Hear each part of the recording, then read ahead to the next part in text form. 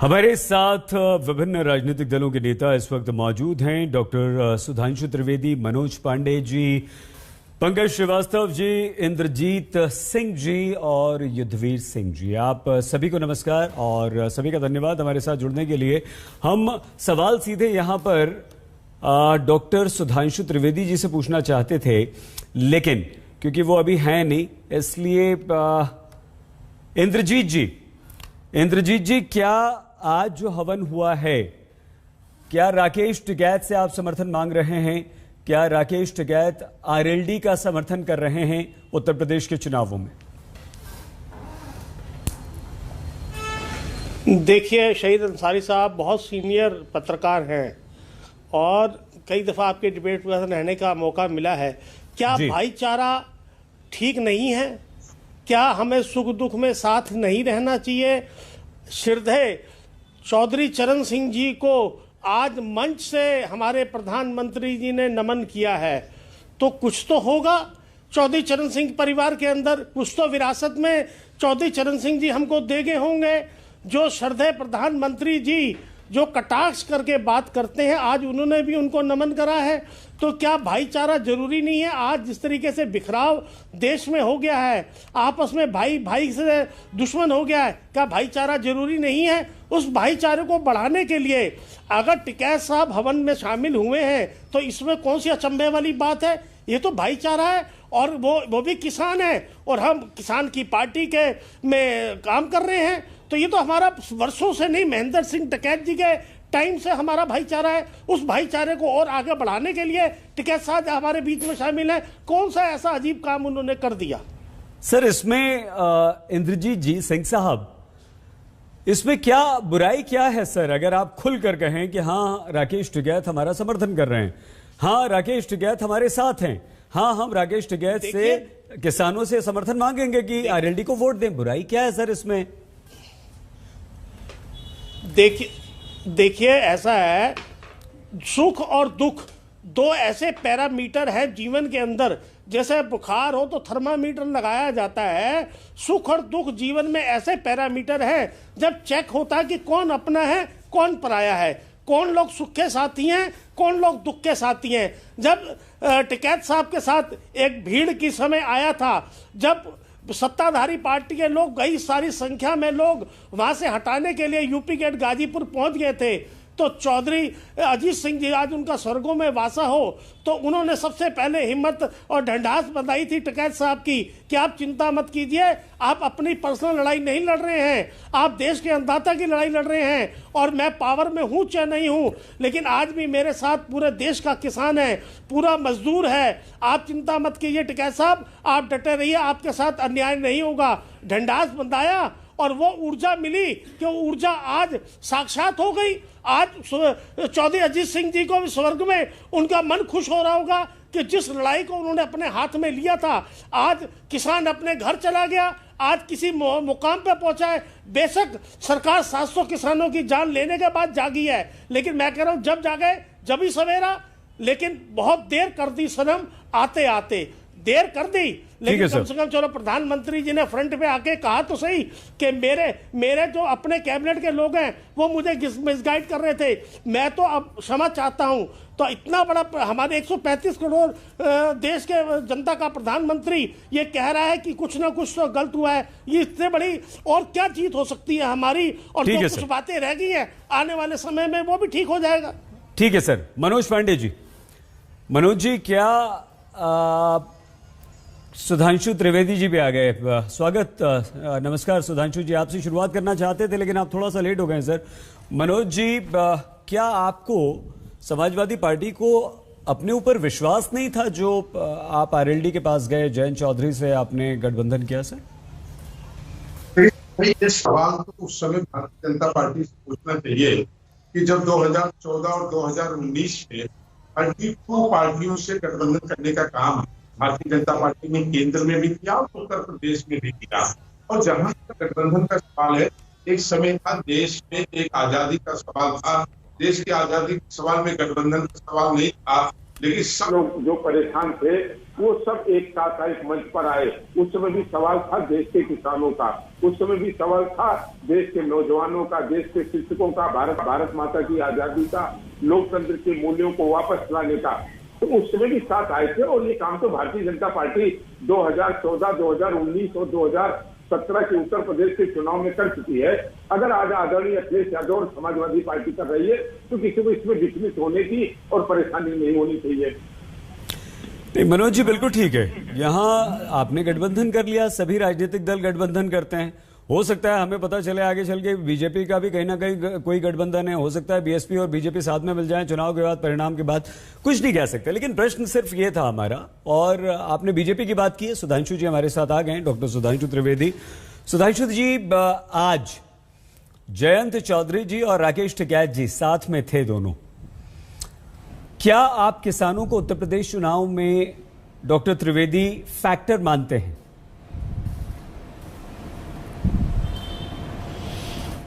देखिए, हमारे लिए चुनाव का फैक्टर किसान नहीं है। हमारे लिए किसान भारत की परंपरा, भारत की अस्मिता, भारत की सामाजिकता, भारत की ग्रामीण संस्कृति और आर्थिक विकास का फैक्टर है।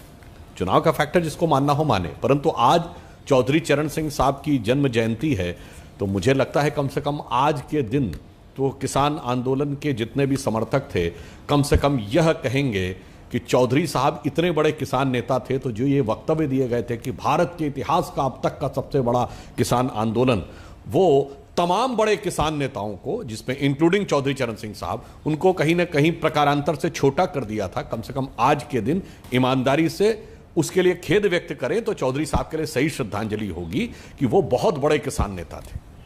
मगर आज जयंत चौधरी और अखिलेश जी का साथ में आना, ये बात सही है मनोज जी की कोई किसी के भी साथ आ सकता, कोई समस्या की बात नहीं, पर क्यों ध्यान आता है? आप याद करिए, मुलायम सिंह जी जब पहली बार मुख्यमंत्री बने थे 1989 में, तब मुलायम सिंह जी का कद इतना बड़ा नहीं था, अजीत सिंह जी का कद बड़ा था। अजीत सिंह मुख्यमंत्री पद के दावेदार थे। हम लोग तो बच्चे थे, मगर जो पुराने लोग हैं उनको याद होगा लखनऊ का तिलक हॉल विधानसभा का, और जहां पर उस समय वीपी सिंह जी के आशीर्वाद से और सहयोग से मुलायम सिंह जी अजीत सिंह जी को किनारे करके आकर मुख्यमंत्री बनने में सफल हुए। बाद में मुलायम सिंह जी बहुत बड़े नेता हो गए, और उसके बाद ऐसी परिस्थितियां बनी कि कभी अजीत सिंह जी के जीवन काल में मुलायम सिंह जी और अजीत सिंह जी के बीच में किसी प्रकार का राजनीतिक समन्वय नहीं हो पाया। परंतु आज यदि वह अपनी पुरानी बात भूलकर साथ में आ रहे हैं, तो अपने आप में थोड़ा सा ये लगता है कि कोई ना कोई विशेष कारण रहा होगा। कहीं ना कहीं दोनों को समस्या अथवा राजनीतिक अस्तित्व की समस्या नजर आई होगी, तो शायद इसलिए आए हों। अन्यथा दोनों की जो विरासत है राजनीतिक दृष्टि से, वो बहुत सामंजस्य की नहीं है, वो बल्कि प्रतिस्पर्धा की नजर आती है। इसलिए हमने सवाल उठाया। अन्यथा कोई किसी के भी साथ गठबंधन करे, हमें कोई समस्या नहीं। उत्तर प्रदेश की जनता ने अपना मन बना लिया है कि विकास के जो अभूतपूर्व कार्य योगी आदित्यनाथ जी के नेतृत्व में उत्तर प्रदेश में और श्री नरेंद्र मोदी जी के नेतृत्व में भारत सरकार के द्वारा हुए हैं, उस कारण वो एक निर्णायक, प्रभावी और पिछली बार से बड़ा जनादेश भारतीय जनता पार्टी के पक्ष में देगी। ठीक है, इंद्रजीत जी आप रिएक्ट करना चाह रहे हैं, जवाब देना चाह रहे हैं सर, लेकिन पंकज श्रीवास्तव जी और चौधरी युद्धवीर सिंह जी दो हैं, उनका रिएक्शन आ जाए, उसके बाद आपको मौका मिलेगा। पंकज जी, पंकज श्रीवास्तव जी, जब किसान आंदोलन शुरू हुआ तो आपने, कांग्रेस ने जबरदस्त समर्थन किया, जगह जगह खूब सवाल उठे राहुल गांधी पे, लेकिन आप अड़े रहे, डटे रहे, और टिकैत साहब चले गए उधर जयंत चौधरी जी के साथ। धोखा हो गया क्या आपके साथ? नहीं सईद भाई, आप जैसा आपने खुद कहा, चौधरी चरण सिंह जी की अगर उनपे उनको लोग याद कर रहे हैं, उनको श्रद्धांजलि दे रहे हैं, तो इसमें राजनीतिक मंतव्य नहीं तलाशना चाहिए। बहरहाल कोई किसी के साथ जाए न जाए, सवाल है कि कांग्रेस ने एक प्रिंसिपल पोजीशन ली, और राहुल गांधी जी ने पहले दिन कहा था कि इस किसान बिल को, या जो 3 कृषि कानून है, इन्हें वापस लेना पड़ेगा। पूरी कांग्रेस पार्टी किसान आंदोलन के समर्थन में लगातार सड़कों पर रही, और उस समय तक भारतीय जनता पार्टी के बड़े बड़े नेता ये पूछा करते थे कि आखिर इस कृषि कानून में काला क्या है, बताइए। और जब चुनाव आया तो इन्हें समझ में आया कि सामने अंधेरा ही अंधेरा है, तो इन्होंने कृषि कानून वापस ले लिया। सच्चाई यह है कि किसानों का नाम लेकर या किसानों के हित की बात करके ये कितने बड़े किसान विरोधी हैं, ये तो आपने लखीमपुर में देखा होगा कि किस तरीके से कुचल के किसानों को मारा गया। 700 किसानों की किसान आंदोलन के दौरान बलि ली गई, और जिस गृह राज्य मंत्री टेरी जी का एफआईआर में नाम है, उनसे एसआईटी ने एक बार पूछताछ तक नहीं की। ये इनका किसानों के प्रति पूरा दायित्व है। और आज जो काशी में, बनारस में जो अमूल प्लांट की आधारशिला रखी गई, उसमें क्या हुआ याद करिए। 2000 में जमीन वहां पे अधिग्रहित की गई, उसके बाद किसान मुआवजा मांगते रहे और इनकी सरकारें लाठियां चलाती रही। अभी 2018 में हाईकोर्ट ने किसानों के पक्ष में फैसला दिया, उसके बाद भी योगी सरकार मानी नहीं, सुप्रीम कोर्ट चली गई। और अगस्त 2021 में सुप्रीम कोर्ट ने भी किसानों के पक्ष में फैसला दिया, तब भी मुआवजे का सवाल वहां बना हुआ है, नौकरियों का सवाल वहां बना हुआ। अभी 14 दिसंबर को प्रधानमंत्री जी के आगमन के लिए वहां पर 7 एकड़ सरसों का जो खेत था उसको बाकायदा बराबर कर दिया गया, समतल कर दिया गया। ये वो सवाल हैं। आपने दिखाया कि प्रधानमंत्री जी गाय की बात वहां कर रहे हैं। अरे बांदा में जिंदा गायों को अभी गाड़ा गया है इसी सरकार में। और हालत ये गौशालाओं की, अगर आप तस्वीर देख लें तो आपकी आंखों से आंसू आ जाएगा। गाय को माता कहते हैं और गाय को चुनाव की शान में चढ़ाते हैं। गोवा में कहते हैं कि गोमांस की कमी नहीं पड़ेगी। भारतीय जनता पार्टी के लिए गोवा में गाय यम्मी है और यूपी में मम्मी है। ये है इनका दोहरा चरित्र। इस चरित्र को इस देश के लोग अच्छी तरह समझ रहे हैं। पंकज जी, बात तो हमने की थी कि क्या किसान राकेश टिकैत आरएलडी के साथ चले गए, आपको धोखा दे दिया, आपको नुकसान हो गया, लेकिन आपने बीजेपी की ज्यादा बातें की। खैर, सुधांशु जी, युद्धवीर जी के बाद नहीं कोई बात, हाँ ठीक है, हम यही समझना चाह रहे थे। सुधांशु जी, युद्धवीर जी के बाद आपका नंबर आएगा सर, तब आप पंकज जी की बात का जवाब दीजिएगा। चौधरी साहब, युद्धवीर जी, सर आप खुलकर क्यों नहीं कहते कि हम आरएलडी के साथ हैं? आप खुलकर क्यों नहीं कहते कि हम समाजवादी पार्टी के किसान जो है समाजवादी पार्टी को वोट दे? आप खुलकर क्यों नहीं कहते कि कांग्रेस ने हमारा समर्थन किया था, कांग्रेस को वोट दे? आप खुलकर क्यों नहीं कहते कि नरेंद्र मोदी प्रधानमंत्री ने माफी मांग ली, तीनों कृषि कानून वापस ले लिया, हमारी बात मान ली, बीजेपी को वोट दें? आप हैं किधर सर? किसान किसकी तरफ जा रहा है उत्तर प्रदेश में सर? आपने 13 महीने में सुना नहीं हम किधर हैं। आप आज तक जैसा चैनल जिसको एसपी सिंह ने शुरू किया था और जो देश की एक सुंदर बहस के लिए जाना जाता था, ऐसी 70 बातें पूछ रहे हैं और कर रहे हैं। मुझे तो शर्म आ रही है कि मैं इस चैनल पे आया। सर मैं माफी चाहता हूँ, आप जितना योग्य नहीं हो सकता हूँ सर। मैं हो सकता है आप जैसा विद्वान नहीं हूँ सर, मैं अल्पज्ञानी हूँ, मेरा ज्ञान वर्धन कर दीजिए सर, बता दीजिए प्लीज। बहुत ही चतुर हैं आप। नहीं सर, आपने कहा ना, आपने कहा, मैं मान लेता हूँ सर, मैं तो बहुत छोटा हूँ सर आपसे, आज तक सर बहुत छोटा हूँ आपसे। करते हैं, सुनिए ना युद्धवीर जी, आपका, अरे सर आपका बच्चा हूँ, अल्पज्ञानी हूँ, ज्ञानी नहीं है मैं तो, मूर्ख हूँ। आप समझा दीजिए, बता दीजिए सर, प्रश्न उत्तर दे दीजिए प्लीज। मैंने बिल्कुल आपकी विद्युत, आप बहुत विद्वान है, इसलिए डॉक्टर त्रिवेदी के साथ बैठाया यहाँ पर आपको, इसलिए पंकज जी, इसलिए मनोज जी और इसलिए इंद्रजीत जी के साथ आपको बुलाया सर। बहुत बड़े बड़े विद्वान आपके साथ हैं। मैं मानता हूँ सर, मुझे कोई ज्ञान नहीं। मुझे बोलने दो, अब मुझे बोलने नहीं, मैं सिर्फ आपको बता रहा हूँ सर, आपने कहा इसलिए बता रहा हूँ, बाकी मुझे नहीं पता। मुझे कोई राजनीति की समझ नहीं है, पत्रकारिता की समझ नहीं, कुछ नहीं है सर, प्लीज आप मुझे समझाइए। इस चैनल की गरिमा का ख्याल रखो। ये एसपी सिंह का शुरू किया हुआ चैनल है और इसके जहन में आज भी वो घूमते हैं। जब ये आज तक की बात आती है उसको मेंटेन करो। देखिए, हमने संयुक्त किसान मोर्चे ने हमेशा से कहा कि हम राजनीति से हमारा संबंध नहीं है। आज राकेश जी गए किसान घाट जो है वो किसी की संपत्ति नहीं है, निजी संपत्ति नहीं है। वहां प्रधानमंत्री, राष्ट्रपति, अनेक मंत्री, देश के प्रबुद्ध लोग, ब्यूरोक्रेट्स जो चौधरी चरण सिंह में आस्था रखते हैं वो तमाम वहां पे जाते हैं। राकेश को तो मतलब राकेश का तो कई तरह से उत्तर प्रदेश से भी संबंध है, किसान से भी संबंध है। और कोई किसान नेता चौधरी चरण सिंह के समाधि पे जाके अगर अपनी श्रद्धांजलि देता है तो उसमें राजनीति ढूंढने का प्रयास किया जाए, मेरी समझ में नहीं आता। वहां हजारों लोग आए तो एक राकेश टिकैत भी थे उसमें, और तो चर्चा किसी की नहीं हुई। राकेश ने बड़ा साफ कहा कि हमारा राजनीति से कोई लेना देना नहीं है, हम किसी के पक्ष में कोई फतवा जारी नहीं करने जा रहे हैं।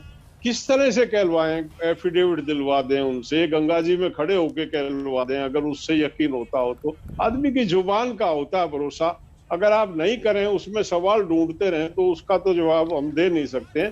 बाकी हमारा निर्णय है संयुक्त किसान मोर्चे का जी कि हम कोई राजनीति करेंगे नहीं। अपने संयुक्त किसान मोर्चे के मंच से जो राजनीति करेगा उसको मोर्चे से बाहर जाना पड़ेगा। सर, किसान वोट तो देने जाएगा ना, और हमारा तो काम है सर, हम तो ढूंढेंगे राजनीति। हम तो, यदि आप धरने पर बैठते हैं तो उसमें भी राजनीति देखते हैं, किसान तीनों कृषि कानून वापस होते हैं उसमें भी राजनीति देखते हैं। हम तो ये भी प्रश्न सुधांशु जी से पूछते हैं सर कि जब चुनाव पास आने लगे तो तीनों कृषि कानून आपने क्यों वापस ले लिए, आपने पहले ही वापस क्यों नहीं ले लिए? हम तो सब पूछते हैं सर। तो हम तो अगर राकेश टिकैत और जयंत चौधरी साथ में दिखेंगे तो हम तो पूछेंगे सर। आप मना कीजिए, आपका अधिकार है, आप मना कीजिए, कोई राजनीति नहीं। अगर राकेश टिकैत और जयंत चौधरी किसी शादी में जाते हैं तो क्या उनका मतलब किसी भाईचारे में, समाज में जाना, उनके कॉमन फ्रेंड नरेंद्र मोदी वहां जाते हैं जहां कांग्रेस के 20 लोग होते हैं, ये कोई राजनीति की खिचड़ियां थोड़ी पकती हैं इस तरह से। लेकिन हमारा काम तो है ना सर, नहीं राजनीतिक जीवन से हटके सामाजिक जीवन भी होता है, कोई पर्सनल रिलेशन भी होते हैं। 24 घंटे राजनीति नहीं देखी जाती। ठीक है सर, ये बताइए कि किसान, आपकी बड़ी जीत आप इसे मानते हैं, तीनों कृषि कानून वापस हुए? युद्धवीर जी, किसान आपको क्या लगता है किस राजनीतिक दल को उत्तर प्रदेश चुनाव में वोट देने जा रहा है? देखिए, किसान कभी भी, हमारा बीकेयू का ये कैरेक्टर है, हमने कभी किसान को बांधा नहीं है। किसान अपनी विचारधारा, अपने स्थानीय परिस्थिति, अपनी पसंद से वोट डालता है। हम जो किसान के मुद्दे होते हैं, चाहे उसकी कैटेगराइज करते हैं, क्षेत्रीय, राष्ट्रीय और राजकीय जो सतर के मुद्दे होते हैं, उसी तरह का हमारा एक कैंपेन चलता है, उसी तरह के हमारे मूवमेंट चलते हैं सारे टोटल मिला के। स्वतंत्र होता है हमारा किसान चुनाव के समय में, जिसकी जो लाइकिंग है वो उसकी तरफ जाता है। हमारे यहाँ हर पार्टी के लोग हैं किसान यूनियन में, उसमें कोई ऐसी देश की पार्टी नहीं है जो किसान यूनियन के सदस्य ना हो वो लोग, क्योंकि ये हमारा संगठन, इसका राजनीति से मतलब ही नहीं है। हम चुनाव लड़ते नहीं तो निश्चित तौर पे किसान यूनियन का समर्थक अपनी लाइकिंग के अनुसार कहीं ना कहीं वोट तो करेगा। ठीक है डॉक्टर त्रिवेदी। सुधांशु जी, आप किसान को फैक्टर नहीं मानते, किसकी आवाज आ रही है सर? आप किसान को फैक्टर नहीं मानते, हाँ, लेकिन चुनाव का फैक्टर नहीं मानते, तो क्या आपको सर छोटा सा प्रश्न सुधांशु जी, डॉक्टर साहब, आप चुनाव में किसान को फैक्टर नहीं मानते, चुनावी फैक्टर नहीं मानते, कोई बात नहीं। क्या आपको लगता है कि किसान अभी भी बहुत सारी मांगे लेकर आपका विरोध कर रहा है, आपको नुकसान पहुंचा सकता है यूपी चुनाव में सर? देखिए, हमें पूर्ण विश्वास है कि किसान के लिए हमारी प्रदेश की सरकार और केंद्र की सरकार ने जितने काम किए हैं वो विगत 60-70 वर्षों में अभूतपूर्व थे। अगर आप ध्यान करिए तो अटल जी की सरकार और मोदी जी की सरकार ने ही सबसे बेहतरीन काम किए किसानों के लिए। अब मैं यहां पर उस चर्चा में नहीं जाना चाहता कि फिर अगर आपको मैं गिनाना शुरू करूं, वो आज की डेट में कोई भी जा सकता है।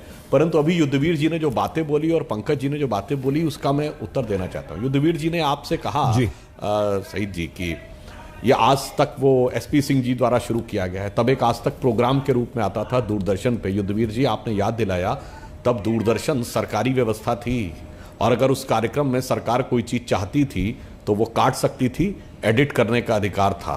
परंतु अब जब खुला मीडिया हो गया है तो कोई कुछ भी बोल सकता है। बस यही तो हम किसानों के लिए भी करना चाहते थे कि खुली व्यवस्था हो जाए, जिसके जो मन में विचार आए, जिस ढंग से चाहे उस ढंग से व्यापार कर सके।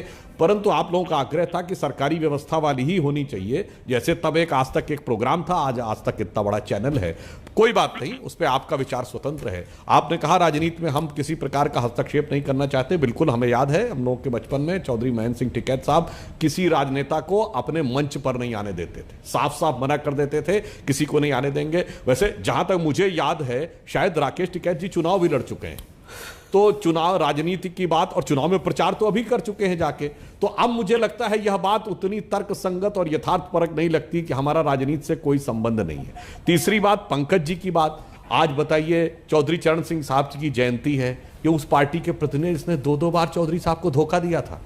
उत्तर प्रदेश के मुख्यमंत्री जब वो बने थे 1969 में, और उसके बाद जब भारत के प्रधानमंत्री बने 1979 में, तो उस ढंग से धोखा देने वाले लोग, और मैं तो चौधरी साहब की दाद देता हूं, हमें अपने बचपन का याद है, इंदिरा जी की मृत्यु के बाद उपजी सहानुभूति लहर में उत्तर प्रदेश में 85 में 84 सीटें कांग्रेस ने जीती थी। एक बागपत नहीं जीत पाए थे क्योंकि वहां चौधरी साहब खड़े थे। और वो पार्टी आकर पहले कहते हैं चौधरी साहब पे बोलना नहीं चाहिए, फिर आके सारी राजनीति की बातें करने लगते हैं। और अंत में सिर्फ एक बात कहता हूं पंकज जी, गाय मम्मी नहीं है, माता होती है।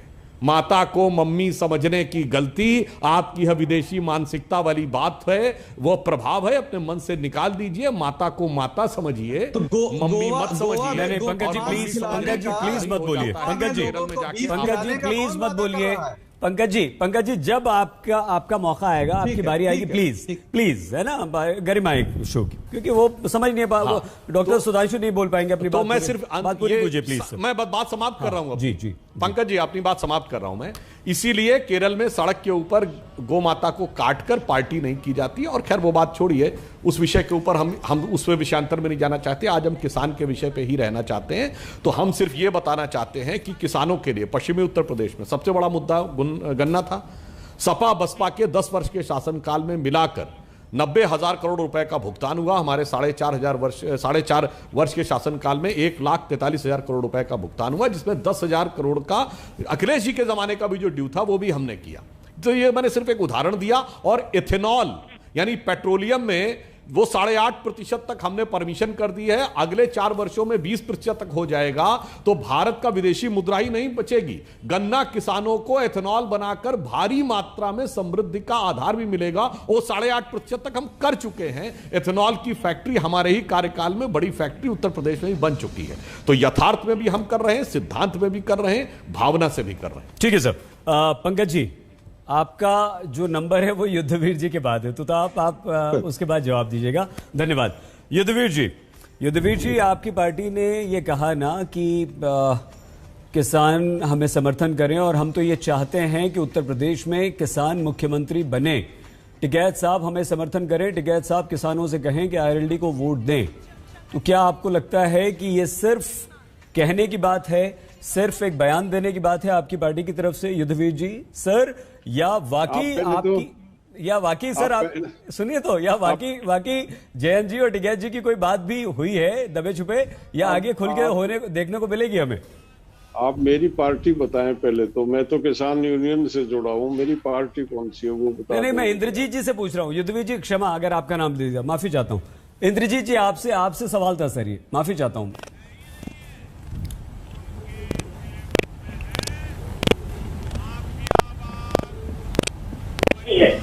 मैं आदर करता हूँ, बेशक मेरी विपक्षी पार्टी है, लेकिन मैंने जो देखा है अपने जीवन में, जब एक आदमी दूसरी की तरफ उंगली उठाता है तो उसको ये ध्यान भूल जाता है कि 3 उंगलियां उसके अपनी तरफ आ रही है। खैर सुधांशु जी बड़ी बढ़िया तरीके से इस बात को समझाने की कोशिश करते हैं। आज प्रधानमंत्री जी ने चौधरी चरण सिंह जी को नमन किया। कितना अच्छा लगता है अगर उस मंच से चौधरी चरण सिंह जी को भारत रत्न की घोषणा करते। एक बात ये दूसरों पे उंगली उठा रहे कि मुलायम सिंह जी ने ऐसा करा और कांग्रेस ने ऐसा करा। अरे आपने तो उनकी कोठी खाली करा दी। इतना विदेश भावना, इतनी उनके अंदर पीड़ा। आदमी मैं वो कहा ना, एक उंगली करने से 3 अपनी तरफ जाती है।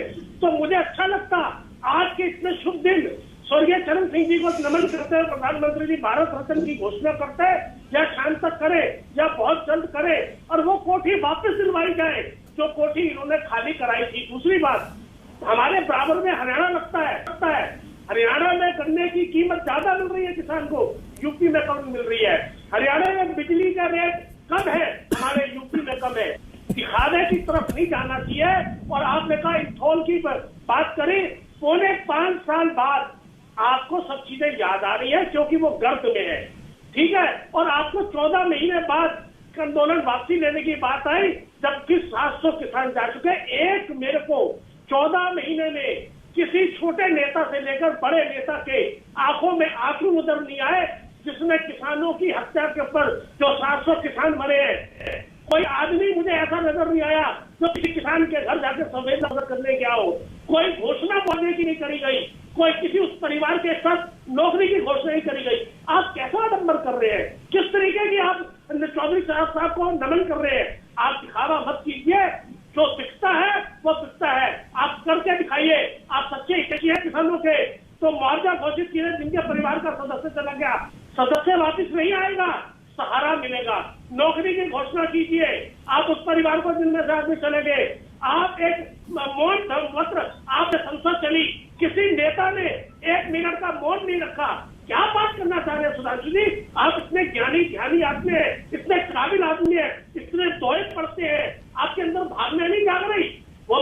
वो भी तो हमारे तुम्हारे परिवार के सदस्य गए हैं जिन्होंने आंधी नहीं देखा, तूफान नहीं देखा, बारिश नहीं देखी, और वो 14 महीने पड़े रहे।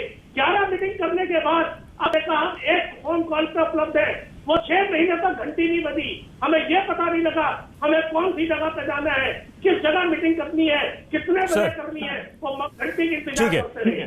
बड़ा अफसोस आता है। ठीक है मनोज पांडे जी, राकेश टिकैत ने साफ कहा कि साहब चौधरी चरण सिंह जो हैं वो तो हर किसान के नेता हैं और इसलिए मैं यहाँ आया, मुझे तो पता भी नहीं था कि जयंत चौधरी यहाँ पर आ रहे हैं। तो पांडे जी, आपको लगता है कि अभी भी किसानों को आपको अपनी तरफ करने में थोड़ी मेहनत करनी पड़ेगी, या ये सिर्फ ऊपरी दिखावे की बातें, अंदर खाने आपका कुछ ना कुछ हो चुका है गठबंधन, या आपकी और टिकैत साहब की बात हो चुकी है कुछ? देखिए भाई, 3 प्रमुख चर्चाएं आज आपके द्वारा यहाँ पर की गई। एक तो मान लीजिए देश के प्रधानमंत्री जी ने आज जो उन्होंने गौ माता की बात किया, या उसको एक संपदा के रूप में जो हमारा धन होता है किसानों को, उस पर चर्चा किया। आज मैं कहना चाहता हूँ कि ये सही है, गौ माता किसी एक व्यक्ति की मां नहीं है, भारत में रहने वाले हर व्यक्ति के लिए गौ माता है।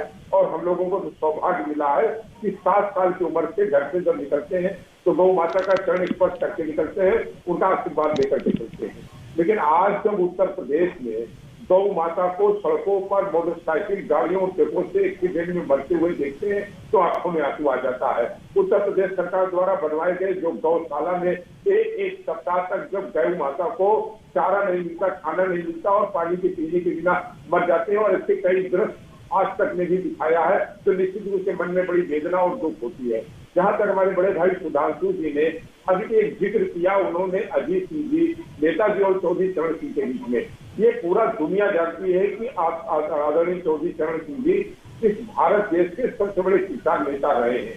लेकिन जहां तक उन्होंने बात किया कि माननीय नेताजी को वो स्थान मिल गया, अजीत सिंह जी को नहीं मिल पाया, तो मैं सुधार करना चाहता हूँ। इस देश में भारतीय जनता पार्टी को बनाने वाले जो 3 नेता थे, कभी नारा लगता था अटल, आडवाणी, जोशी जिंदाबाद, तो ये भी हो सकता था कि देश में आज आडवाणी जी को प्रधानमंत्री बनने का मौका भारतीय जनता पार्टी ने नहीं दिया, आदरणीय मुरली मनोहर जोशी को मौका ये नहीं दिया, ये सवाल हो सकता है। लेकिन जहां तक उन्होंने कहा ये पहली बार गठबंधन हो रहा है, तो अपने बड़े भाई सुधांशु जी को याद दिलाना चाहते हैं 2004 की सरकार में भी अजीत सिंह जी समाजवादी पार्टी के साथ गठबंधन में थे और सरकार चल रही थी।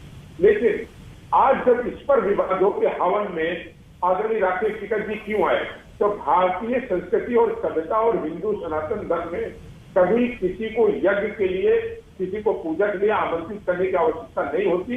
हर व्यक्ति स्वतंत्र है, किसी के भी श्रद्धांजलि कार्यक्रम में, किसी को भी सहानुभूति में और किसी के द्वारा भी कोई शांति यज्ञ हो रहा है तो उसमें अपने आप लोगों को आने की अनुमति होती है और लोग जाते हैं। ये भारत की एक विराट संस्कृति सभ्यता रही है। ठीक है पांडे जी। पंकज श्रीवास्तव जी, पंकज जी, तीनों कृषि कानून, 1 साल तक किसान दिल्ली को घेरे बैठे रहे, काफी कुछ हुआ वहां पर, साजिशों के आरोप लगे, हिंसा हुई और कांग्रेस ने जमकर समर्थन किया, पहले भी हमने कहा था। लेकिन तीनों कृषि कानून प्रधानमंत्री नरेंद्र मोदी ने वापस लेने की घोषणा कर दी, माफी मांग ली। नुकसान हो गया आपको, कांग्रेस को? अगर ऐसा नहीं होता, आंदोलन चलता रहता चुनाव तक, तो शायद, क्या आपको लगता है कि आपको फायदा होता? अब आप थोड़े से नुकसान में हैं पंकज जी।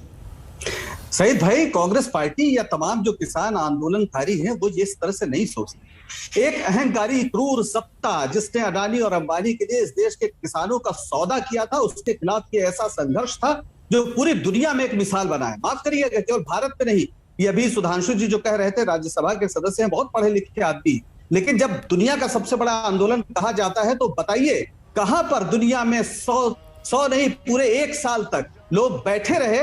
गांधीवादी सत्याग्रह को जिस तरीके से एक प्रासंगिकता नए सिरे से मिली, आज पूरी दुनिया आश्चर्यचकित होकर उसकी ओर देख रही है। इन्होंने 700 किसानों की बलि ली, 700 किसान शहीद हुए और ये कहने को तैयार नहीं है कि एक भी किसान मरा। संसद में कह रहे हैं पता ही नहीं है, एक दिन भी उनके लिए मौन नहीं रखा गया। जैसा अभी भाई ने बताया, उनको कोई श्रद्धांजलि नहीं दी गई, उनको मुआवजा नहीं दिया गया और सबसे बड़ी बात, किसानों को कुचला गया और उसके बाद ये किसानों के हितैषी होने की बात करते हैं।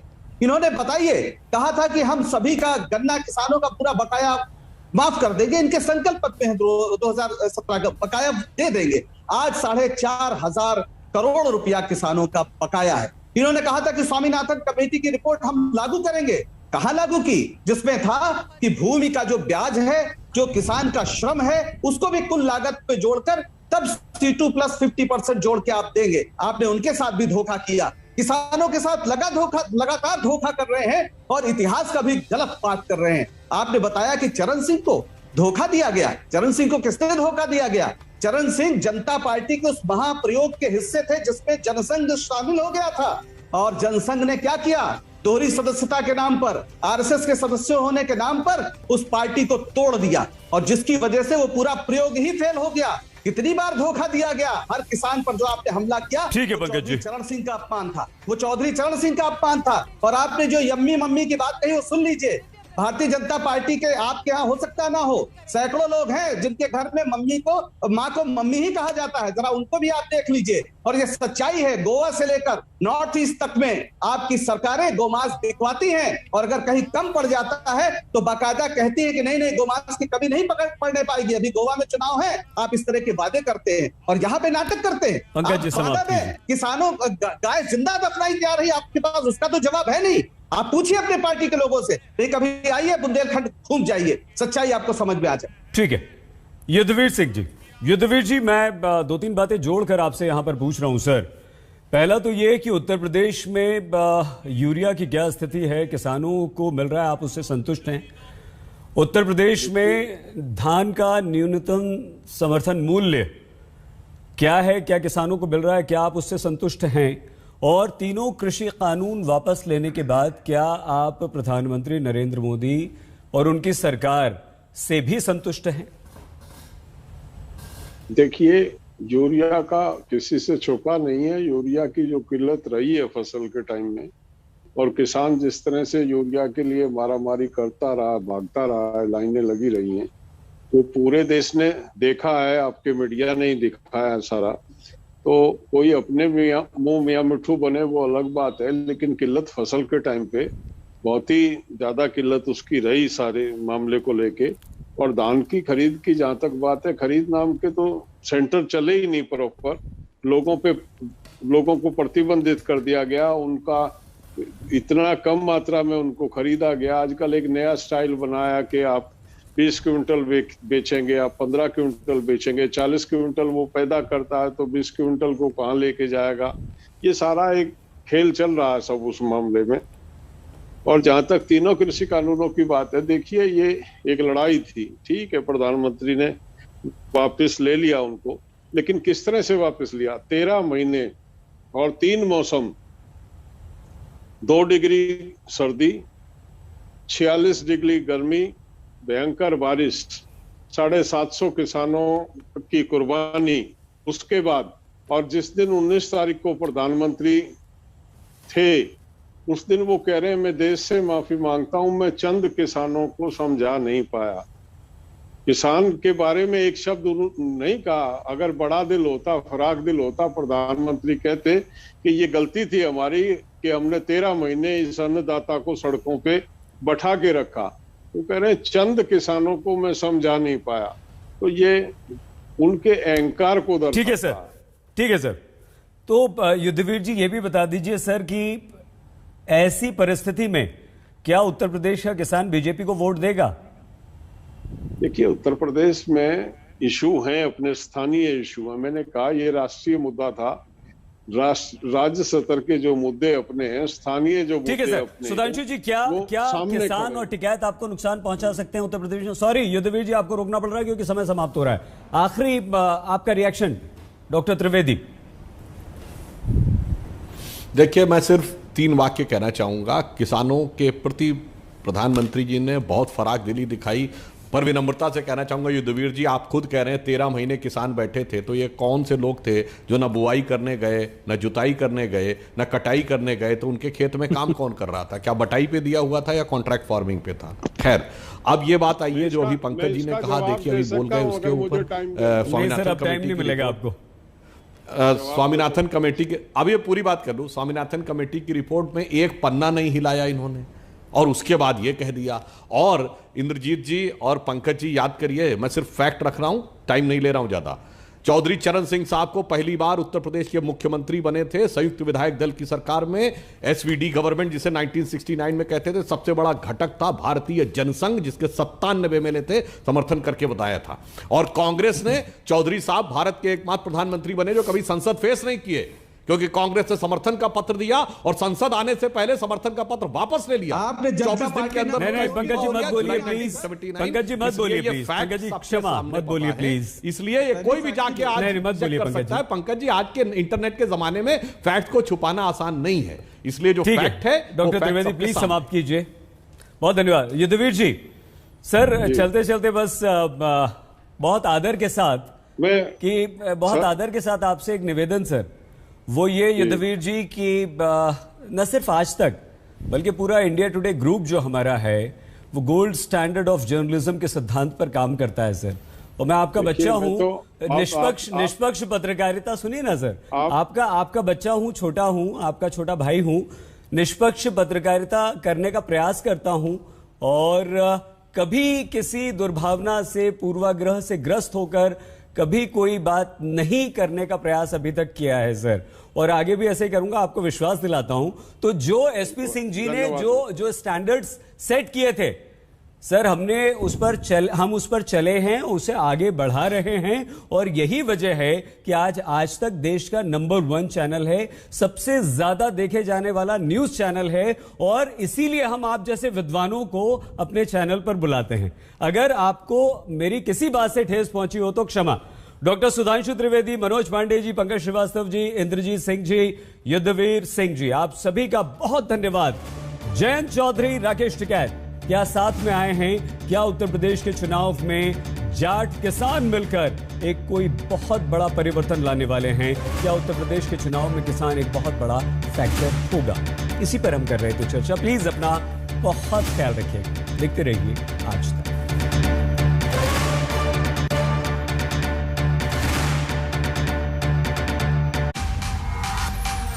आज तक बेमिसाल 20 साल।